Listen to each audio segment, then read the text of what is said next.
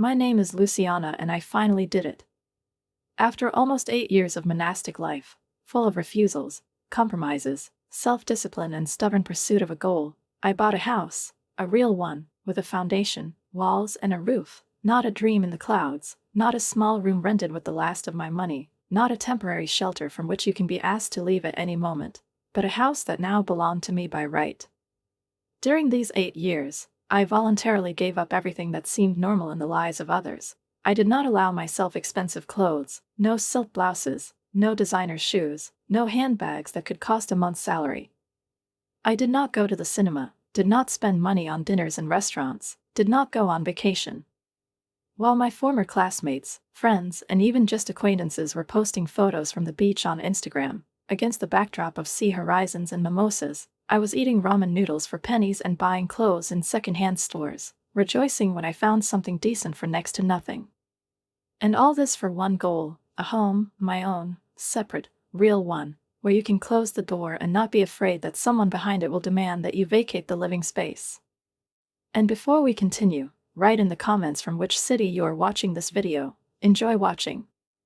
And now here I am, not a mansion, no, but not a shack either. 3 bedrooms, 2 bathrooms, a bright kitchen that can finally accommodate a kettle and a chopping board at the same time, and a living room that isn't just a corner area by the front door, but a proper room that can easily accommodate a sofa, and even a bookcase, and where I can eventually put a piano if I ever decide to start playing again. When I first walked through the house after signing the papers, holding a bunch of keys that jingled in my palm like Christmas bells, I couldn't hold back the tears. The previous owners had clearly taken care of the house. Fresh paint, well-kept floors, not a single scratch, plumbing in order, everything worked like clockwork. I didn't have to start with a major renovation. I didn't have to urgently replace the roof or rewire. I could just move in and feel at home. The first week, I ran around furniture and hardware stores like a maniac. I was still saving money, because the habit of saving over so many years had become ingrained in me, but I allowed myself the necessities. A sofa with a high back and good support, so that my back wouldn't hurt even after a whole day spent in a chair reading a book. A dining table that could seat 6 people, or maybe 8 if you pushed the chairs together, instead of just 2, like in my old apartment. A washing machine that didn't freeze on the rinse cycle, and a dryer that left clothes smelling warm, not musty. Each purchase felt like a gift, as if I was throwing myself a Christmas every day. And then, when everything fell into place, when the boxes were unpacked, the curtains were hung, and the lamps finally illuminated not just the walls, but the space of my new life, I realized it was time to celebrate. A housewarming. For the first time in my life, I felt like I had a reason, a real reason, a good reason, to gather the people I loved. I made a guest list, work friends, the ones I'd shared many a Friday with, roommates from my previous house, college buddies I hadn't seen in years, and, of course, my family. I texted my parents first. They lived an hour away, in an old house where the cold seeped in through the cracks in the walls every winter. My father had been talking about fixing the roof for 3 years now, but he never got around to it, and my mother, tired of the small kitchen and creaky floors, complained less and less, as if she'd stopped believing that anything could change. Then I texted Sarah. My sister is 4 years older than me, divorced, and the mother of 3, Emma, Filippo, and little Chiara. The kids were loud, lively, and demanding. She lived in a 2-room apartment on the other side of town, and although her ex-husband regularly paid good alimony, she only worked part-time in an office and constantly complained about being tired, lacking time, and, of course, lacking space. My message was short and simple. Hi everyone. Big news, I bought a house. The housewarming party is in 2 weeks. Here's the address. Hope you can come. I really want to show you around. I sent it and, frankly, expected the phone to ring almost immediately. I was sure that my mother would call right away, bombard me with questions, about the area, about the layout, about how much I paid for it, what kind of neighbors. I thought Sarah would start asking how many bedrooms there were, whether there was a school nearby, whether it would be possible, for example, to stay overnight if the children were tired. I even assumed that my dad would ask if there was a garage and a plot of land where he could plant roses. But none of this happened. Silence. Radio silence. 20 minutes after sending the message, Valentina, my friend from university, who was, as always, quick to respond, called me. Luciana. Oh my God. You bought a house? Tell me now. How many rooms? Is there a pool? Is the area okay? What kind of kitchen is this? And I, smiling, felt that someone was genuinely happy for me. My colleague Leon responded a little later. Congratulations, this is a huge step. Short, but sincere. The rest began to respond throughout the evening. Everyone, except my family. I knew that all these savings would pay off. I can't wait to see it. And my family, nothing. Not a single word. I check my phone all the time, not just mechanically, as often happens when you want to distract yourself, but with some kind of uninvited anxiety, almost hope, thinking that perhaps I accidentally turned off the sound or did not notice the notification, that maybe their phone was dead or they were busy with some urgent matters, and, of course, they were about to write. But days passed, and nothing happened. No questions, no excitement, not the slightest hint of concern, not even one short congratulations, nothing. As if I had not sent any messages, as if my step, my huge, painfully suffered, joyful step remained unnoticed and was not needed by anyone except myself. I tried not to think about it too much, because there were enough worries, preparations for the housewarming, cleaning, organization, all this required my attention. I ordered food from my favorite Italian restaurant downtown, where the chef knows me by name because I always order the same thing: pasta Alfredo, Caesar salad, lots of garlic bread, and of course tiramisu, the sweet end to any celebration. It was enough for 20 people, and I was worried it might not be enough. I bought drinks, non-alcoholic and otherwise, hung fairy lights in the living room, folded clean napkins into flowers, put out candles, carefully choosing colors and scents to make everything work together. I made sure that each room looked like it had stepped out of a home cozy magazine: neat beds, fresh linens, flowers and vases, not fake ones, but real ones with a subtle scent. My friends called, wrote, asked what to bring, when to come, if they could look around the house, if they needed help with anything. Their excitement and genuine joy for me somewhat smoothed over the painful feeling of emptiness that my family's silence had left. Deep down, I hoped that maybe they had just decided to throw a surprise, to show up unexpectedly and astound me, to make up for all those days of silence in one moment. Maybe they wanted to see everything with their own eyes, and not discuss it over the phone. The night before the party, I barely slept. I walked from room to room, straightening pillows, checking glass for fingerprints, rearranging photo frames so that they were at the right angle to the light. I felt both excited and unsure. After all, this was my first real adult achievement, and I was going to share it with everyone I cared about. When the day of the housewarming arrived, everything happened faster than I expected. I woke up at 6 in the morning, my heart beating like a schoolgirl's before prom, with delight, fear, and anticipation. I spent the morning running around the house like a madwoman, vacuuming every room twice, swapping pillows, making sure all the bathrooms had fresh towels, new soap dishes filled to the brim, nothing to indicate a rush or fatigue. The food arrived right on time. 3 huge trays, smelling delicious, steaming pasta with white sauce, Caesar salad with crispy leaves and chicken strips, toasted garlic bread, and for dessert, a big, airy tiramisu. I laid it all out on my new dining room table, with real plates, not plastic, not someone else's, not temporary, but bought by me, suffered through, chosen for color, for quality, for dreams. The wine glasses were from the same set, for the first time in my life.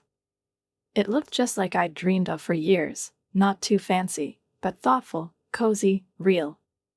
People started arriving around 6. Valentina was the first. She walked in with a bottle of wine in one hand and a beaming smile on her face, and when she saw my living room, her eyes lit up. "Luciana, this place is incredible. I can't believe you did this. Look at you. Look at all this." She walked around the house, touching the wooden floors, running her finger along the cornices, looking out the windows, as if she were afraid it might all disappear. "Girl, this is a success. This isn't just a house. It's your castle." Leon came with his girlfriend, another Sarah, not my sister, another woman, easygoing, fun-loving, curious about everything. They spent what seemed like ages looking through every room. "The light in the kitchen is magical," Sarah said, opening cabinet doors and peering into the oven. "And the backyard? It's a real summer dinner spot. Barbecues, fairy lights, cocktails under the stars." I nodded, smiling, feeling them fill the house with their genuine energy, as if blessing me with a new life. Tom, my college friend, came with his wife and baby daughter. He held a box wrapped in silver paper and hugged me and said, "Luciana, I remember when you first started saving. You'd sit around campus eating frozen dinners and say you were going to have a house someday. Well, you have one now." I almost cried, from the warmth of his words, from how deeply he remembered, from how naturally he shared my joy. An hour later, my house was full. People were laughing, talking, carrying plates around the rooms, complimenting the floors, the curtains, my taste, and I, as the hostess, accepted it all with trepidation, as if collecting confessions in a piggy bank of memories. The guests discussed their neighbors, talked about how they bought a house for the first time, shared advice, who saved how, who repaired what, who found a good plumber where. This evening was exactly as I dreamed, noisy, lively, sincere. Everything, except one. I felt this warm glow spreading inside me as I watched the people I had invited to my new home, friends, colleagues, old acquaintances, move freely from room to room, laugh, whisper, talk excitedly, take plates of food, pour wine, sit on the sofa or lean against the windowsills, enjoying the evening and the atmosphere I had so carefully created. It was joyful to see how comfortable they were, how they felt welcome, how this space, which had become mine not so long ago, but had already absorbed all the love, patience, and work I had put into it, was coming to life. And yet, despite this beauty, despite the warmth in the air, I could not get rid of the thought, the sharp corner in my soul, the absence of those who should have been among the first, my family. I kept checking my phone every few minutes, trying to do it discreetly, between congratulations and greetings, hoping to see at least one message, at least a short call with an explanation, like, "We're on our way, we were delayed, we'll be there soon." But there was nothing, no missed calls, no notifications, no excuses. And although I tried with all my might to keep a straight face, not to show disappointment, a feeling of emptiness was growing inside me, something dense and heavy was squeezing in my chest, as if I had swallowed an icy stone. I looked for an excuse to go out into the hallway or walk along the windows, where I could glance out at the street from behind the curtains, hoping that I would soon see a familiar car, familiar silhouettes. And then, when the hands of the clock approached 7:30, and I had almost resigned myself to the fact that they would not arrive at all, I heard a car door slam outside. I froze. I went to the window. And finally I saw them. My parents were walking down the path to the house, and Sarah was following them, holding the hands of her 3 children. My heart jumped with joy, as if a small firework had burst into flames, and without waiting for them to reach the porch, I rushed to the door and threw it open before they had time to knock. "Mom! Dad! Sarah!" I exclaimed with a wide, sincere smile. I was starting to worry. I continued, almost jumping with excitement, trying to hug them all at once, to let them into my space, into my new reality. But something went wrong almost immediately. From the very first second, I felt the air between us thicken. Mom, without hugging me, only nodded, dryly, without expression, without concern, and quietly said, "Luciana." Dad came closer, but his embrace was so formal it felt more like a handshake than a bond, as if he were simply fulfilling a formality, checking off an item on some invisible list. Sarah, without exchanging a word with me, herded the children into the living room, murmuring something that seemed to mean, "Be good." I tried to savor the old joy, to draw warmth from the moment, to infuse it with the energy of a celebration. "I'm so glad you could come," I said, trying to sound cheerful. "Come on, I'll show you the house, tell you all about it. There's so much I've wanted to tell you." But Mom and Dad exchanged a look I couldn't decipher, and Mom said coolly, "We'll see later." We stood in the hallway, where the guests continued to have fun behind our backs, and between us and the house there was an invisible barrier that I could not overcome. After a few minutes of awkward, abrupt phrases in which neither of us knew what to say, Sarah said to the children, "Stay here, behave yourself," and, without explaining herself, went up the stairs to the second floor. Mom and Dad remained in the living room, but they did not merge with the others, did not join in the conversations, did not support any of the toasts. They just sat like guests from another world. 20 minutes later, Sarah came down, approached them, leaned over and whispered something, and for the first time that evening I saw them smile. But it was not a smile directed at me, not a reaction to the house, not joy for me. It was something of their own, closed, confident and almost triumphant. A smile, as if they had learned something together that confirmed that they were right. About half an hour later, when the room was filled with laughter and conversation, Tom, kind, considerate Tom, stood up with his glass and, smiling, said, "I think it's time for a toast. Luciana, this evening is yours. You've earned it through and through." The crowd gathered closer, forming a cozy circle. The first to raise a glass was my paternal grandmother, a strong, upright, strict woman who was rarely seen in such a mood. "I'm so proud of Luciana," she said, and her voice was confident. "She's worked harder than anyone I've ever known and achieved what many people only dream of. This house is proof that determination and hard work always pay off." The guests applauded. Someone shouted, "Bravo." Valentina told me how my determination inspired her, Leon about my endurance and how I'd spend years working toward my goal, no matter what. I felt tears welling up in my eyes, from happiness, gratitude, from the fact that people who were not related to me by blood saw, knew, and appreciated me. But then my mother cleared her throat. She stood up without waiting for anyone to give her the floor. The room instantly became quiet.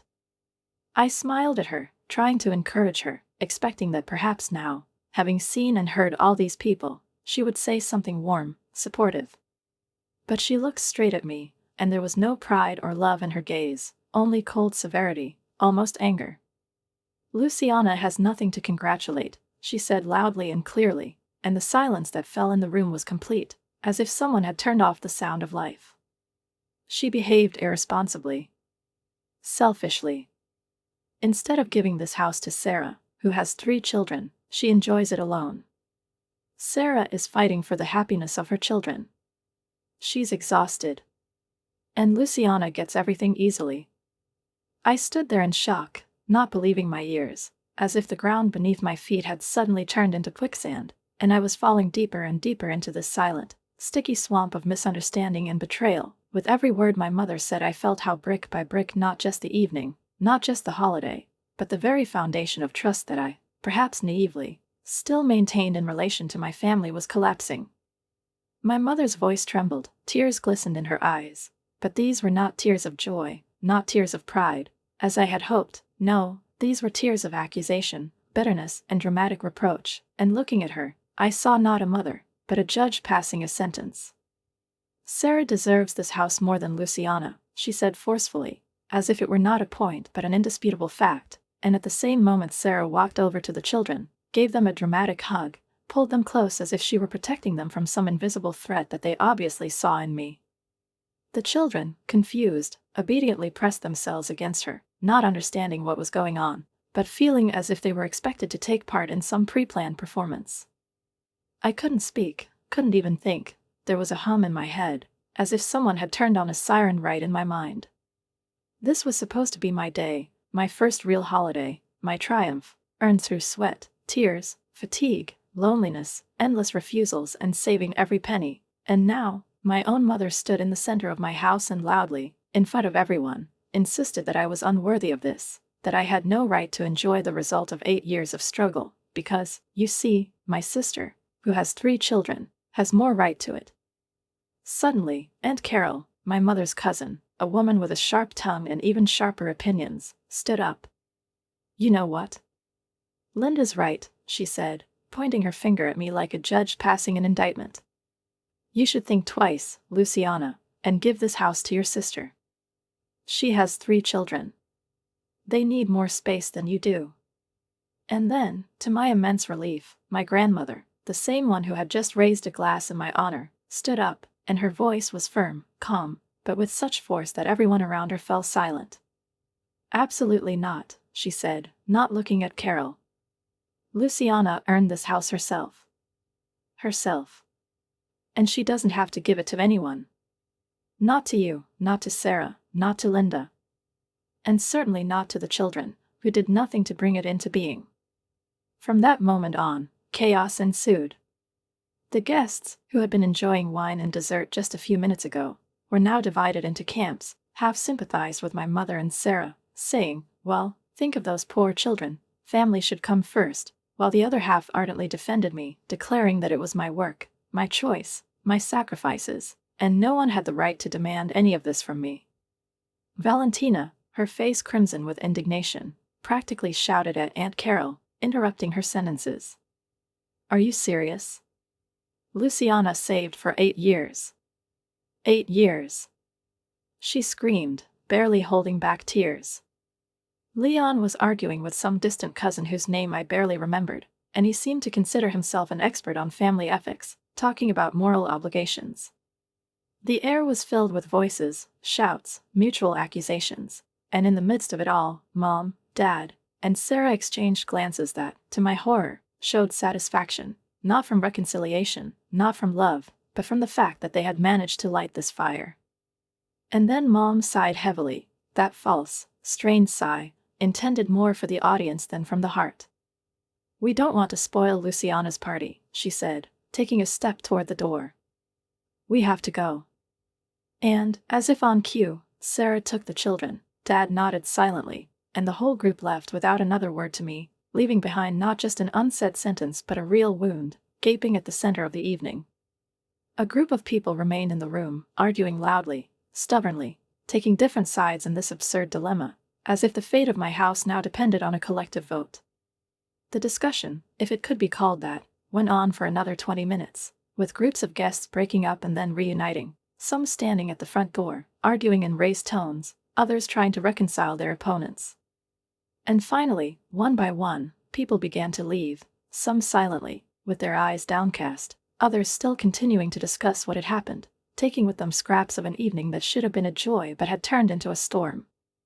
I was left alone, in the house that I loved so much, that I had been waiting for so much, that I had so proudly wanted to show the world. Looking at the mess, half-eaten plates, glasses left on the floor, napkins lying on the carpet, crumpled pillows, I felt no anger, no fury, not even pain. Only silence. Real, ringing, like after thunder. Mechanically, I began to clean, loading the dishwasher, collecting the trash, wiping up salad and sauce from the table, mopping the floor as if I were scrubbing not dirt but the situation itself. And in this mechanics, memories came to me, one after another, like raindrops slowly filling a cup. I remembered how 3 years ago my mother called me in tears, begging me to help with the mortgage payment, and I, without hesitation, sent her $1,500, tearing it out of my housing fund. I remembered how my father asked for car repairs, $800 that disappeared overnight. I remembered how I paid $5,000 to Sarah's lawyer so that she could get favorable terms in her divorce. I helped. Always. Without words. Without conditions.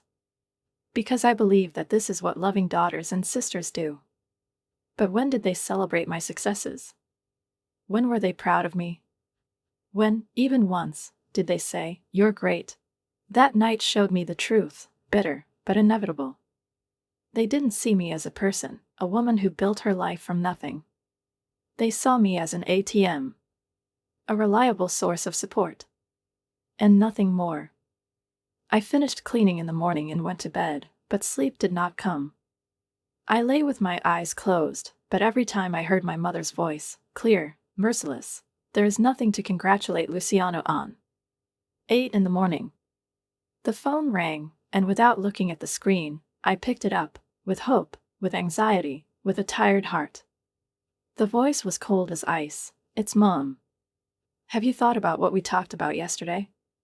When are you going to give the house to Sarah?" I couldn't believe my ears. "Mom, you ruined my housewarming party. You publicly embarrassed me in front of all my friends, in front of the people who came to share one of the most important moments of my life with me, in front of those who watched me build this path step by step. And now you call me, without an apology, without the slightest remorse, and demand that I give up my house. The house I paid for with every lost opportunity, every sleepless night, every bowl of noodles that replaced a normal dinner. Don't be dramatic, Luciana, Mom replied coldly, her voice devoid of any emotion, as if she were delivering a businesslike order. We are talking about what is right. Sarah has 3 children who need space. And you are one person living alone in such a big house. It is selfish. I held my breath, holding the phone to my ear, feeling goosebumps run across my skin, not from the cold, but from anger, from despair. I worked for this house for 8 years. 8 years of saving, self-denial, discipline, while Sarah collected child support and worked part-time, choosing comfort, while I chose work. This is my home, Mom. Mine. You will change your mind, she said with icy certainty. You will see that family is more important than your selfish desires. Then a short beep, she hung up. I sat on the edge of the couch, clutching the phone as if it could give me an explanation that did not exist. I was shaking with anger, with helplessness, with incomprehension of how it was possible to cross out everything I had achieved so easily, just because someone believed that being a mother of 3 children automatically gives you the right to other people's sacrifices. But that was just the beginning. A few days passed, and things only got worse, much, much worse. I was at work, staring intently at the screen, when my phone vibrated. It was Valentina.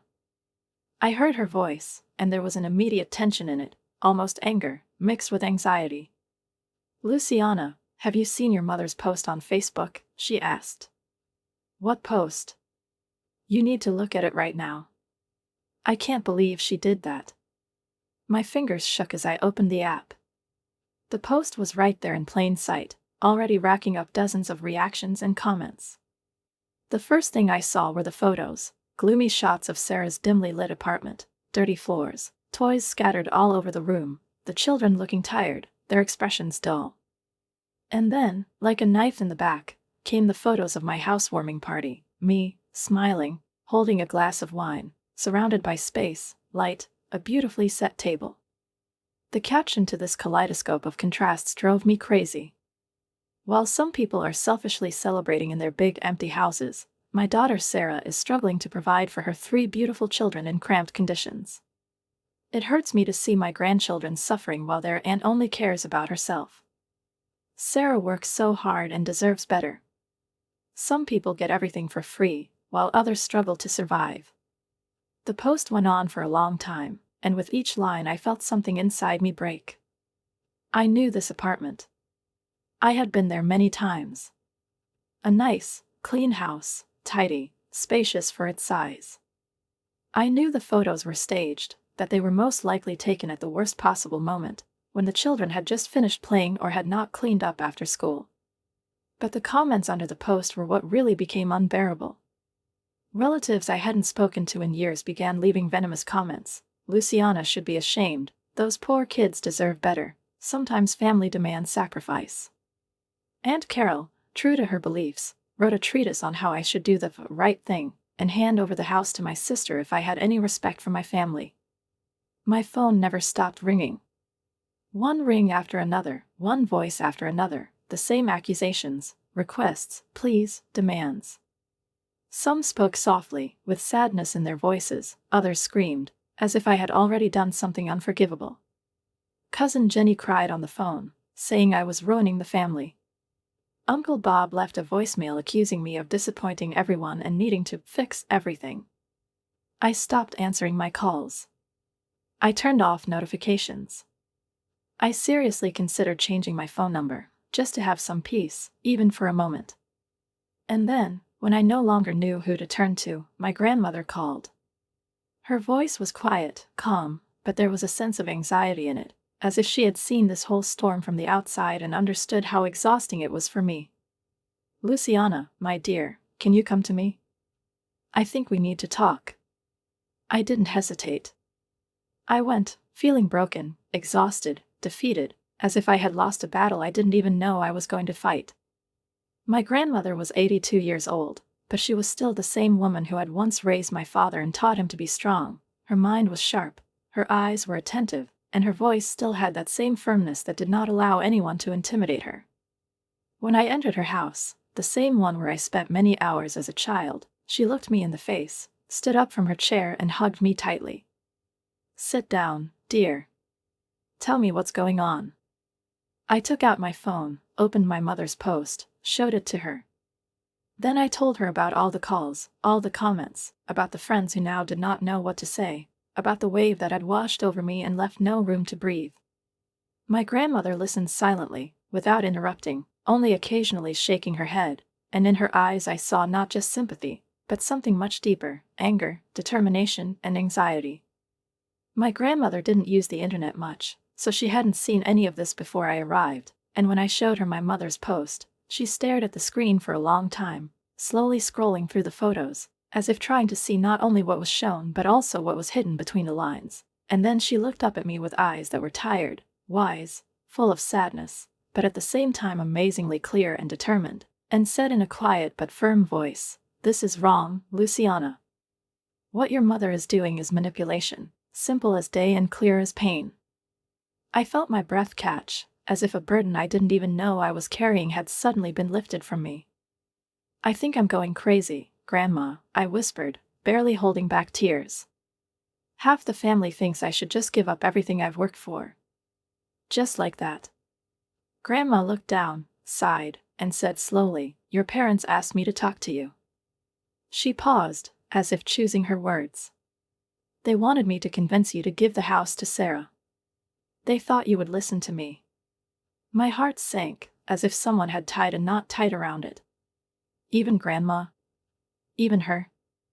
I was bracing myself for another reproach, but Grandma suddenly smiled, softly, warmly, with that expression I remembered from my childhood. "I told them no," she said clearly. "I said that you deserved this house, Luciana. You sacrificed everything for 8 years, lived modestly, endured, denied yourself pleasures, while Sarah lived comfortably on alimony and arranged short workdays for herself. You don't owe anyone anything, especially your house." I nodded, but my voice was still shaking. "Mama says that family should come first." My grandmother looked at me with a sad smile and replied, "In a family, you really should support each other, help each other, be there for each other, but not humiliate and demand sacrifices, like your mother did at that party and with this post. This is not a family. This is mockery." She stood up, went to the kitchen, made me tea, like she did many years ago when I was sick, when I fell off my bike, when I experienced my first failure at school. We talked for 2 hours, and each of her stories, each memory she shared became an anchor for me, a point of support, returning me to myself. She told me about how she worked tirelessly since her youth, how one day she was left with 2 children and almost no money, but never begged, did not expect that someone was obliged to save her. She reminded me of the times when I helped my family financially, at times when I barely had enough myself, and asked a simple but painful question: "And when did they help you? When were you there, when you were silent, saving money, putting your dreams aside, hiding your fatigue?" I couldn't answer. I just stared silently at the tea cooling in my cup, and for the first time in days, I felt my dignity rising inside me again. "You're not selfish if you keep what you've earned, Luciana. You don't have to solve everyone else's problems." Sarah chose to have 3 children on her own. Sarah chose to work part-time on her own. These were her decisions, not yours. And she has to live with them. For the first time in weeks, I felt like I could breathe. Someone understood. Someone who wasn't demanding, wasn't reproaching, but was simply there. As I was about to leave, my grandmother looked me straight in the eye and said, "Don't let them bully you into giving up on your dreams. Stand your ground, and it will work out." The drive home felt different, not like before, not filled with anxiety or the expectation of new blows. I returned not broken, but as if rebuilt, with a clear understanding. I had worked too hard, sacrificed too much to let anyone take away from me what I had built with my own hands and my life. In the days following our conversation, I felt myself returning to myself. I no longer woke up with a feeling of fear, no longer flinched at every call. I blocked everyone who allowed themselves to belittle or demand, cousins, aunts, even friends who seemed to have forgotten who I was. The calls became fewer, and inside, quieter. I hoped that everything would finally calm down, that the storm was behind me, and I could just live. But on Saturday morning, as soon as I poured myself my first cup of coffee, there was a knock on the door. I froze, went to the door, looked through the peephole, and my heart sank. Grandma was standing in the doorway. And behind her, Mom, Dad, and Sarah.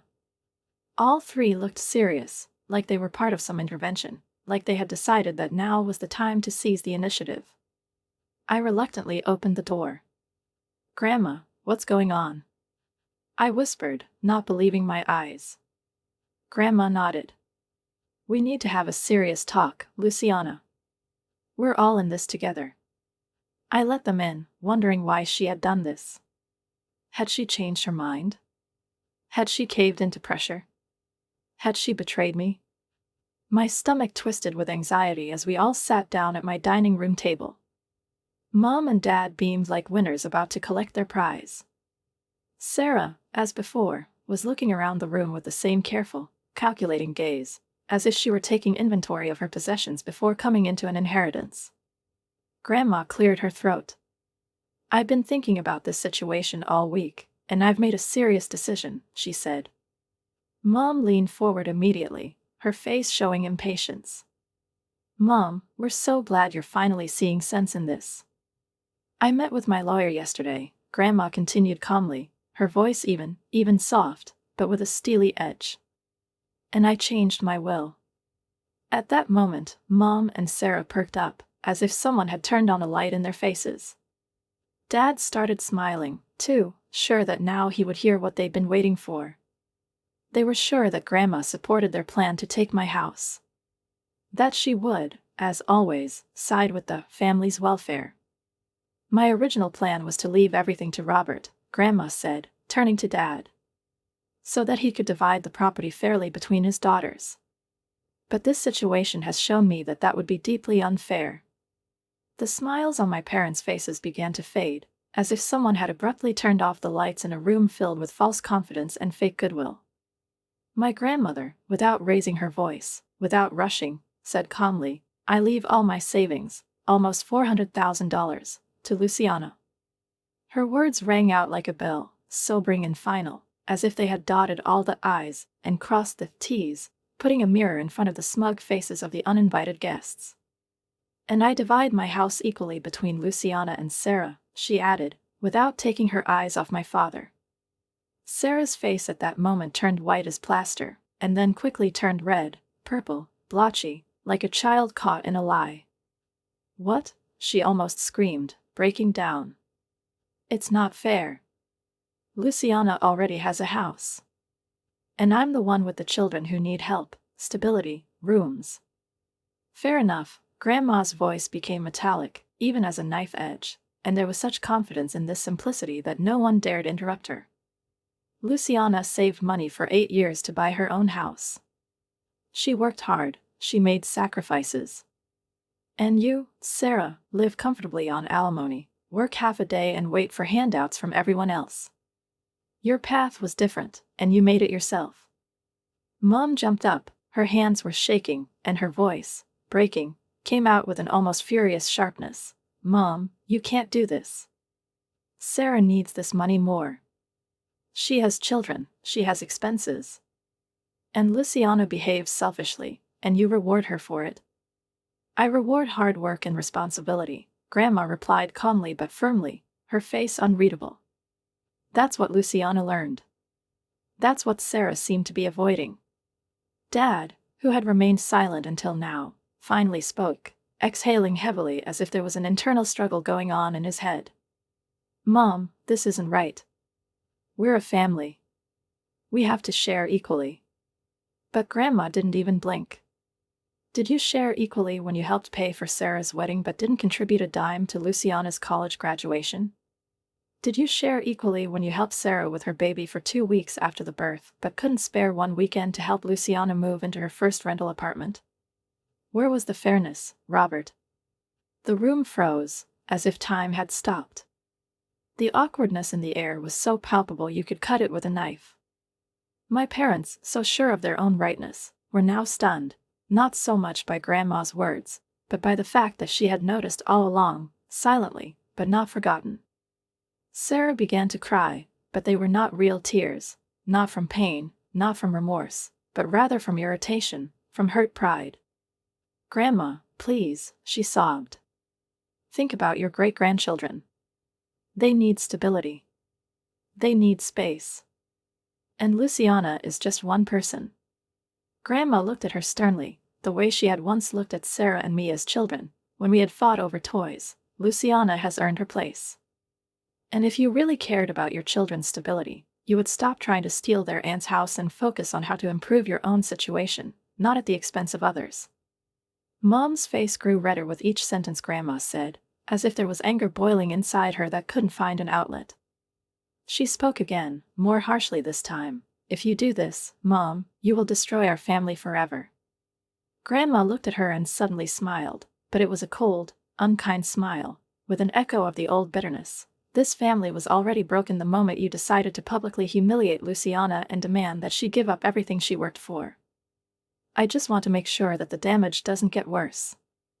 She stood up, looking straight at Mom now, and said with all the clarity that brooks no argument, "If you don't delete this offensive post by tomorrow morning and publish an apology, sincere, clear, not through clenched teeth, I will change my will again and leave everything to Luciana.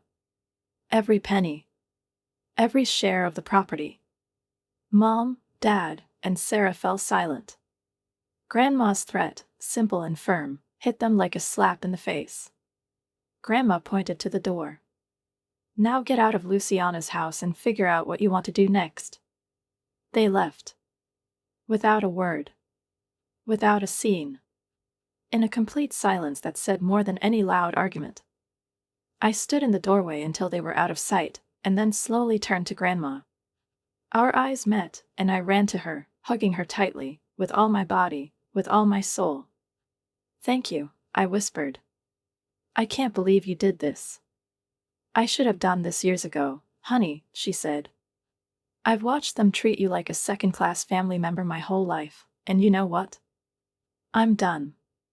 The next morning, I woke up, and the first thing I did was open Facebook. Mom's post was gone. Instead, a short message, probably written through clenched teeth, but published nonetheless. "I want to apologize to my daughter, Luciana, for my inappropriate comments about her home. I was wrong. I am proud of her accomplishments." I read it twice, not believing that these words were coming from her. Over the next week, my parents and Sarah called and texted endlessly. Voicemails followed text messages, some pleading, with a note of remorse, others angry, accusing. I didn't answer. I deleted. I finally stopped feeling guilty for my silence. 4 months have passed since that day. I still live in my beautiful home, and every day it becomes more and more precious to me. I decorated it the way I dreamed of. I added bright accents, bought an antique mirror, put a chair by the window, where I now like to read. I host dinner parties, invite friends over, and have a garden in the backyard with lavender, rosemary, tomatoes, and peppers, with wooden borders and lanterns. My parents and Sarah have largely stopped trying to contact me. Occasionally I get a text, but I don't read it. I realized that by removing those who value you only for what you can give from my life, I became freer. Now I talk to my grandmother every week, on the phone, over tea, sometimes just sharing silence. We have become closer than ever before, and every day I thank her for becoming the voice that I could not awaken in myself. She was right. Everything really did get better. And I do not regret for a second that I stood up for myself. I worked for this house for 8 years. And I will not allow anyone, neither family nor strangers, to reproach me for this or demand that I give up my right. Sometimes I think, is it possible to ever make peace with them? But, to be honest, I'm not sure that I want to. Because now I know who they really are. And I believe them. Write a comment what you think about this story and do not forget to subscribe to the channel and put a like. See you soon.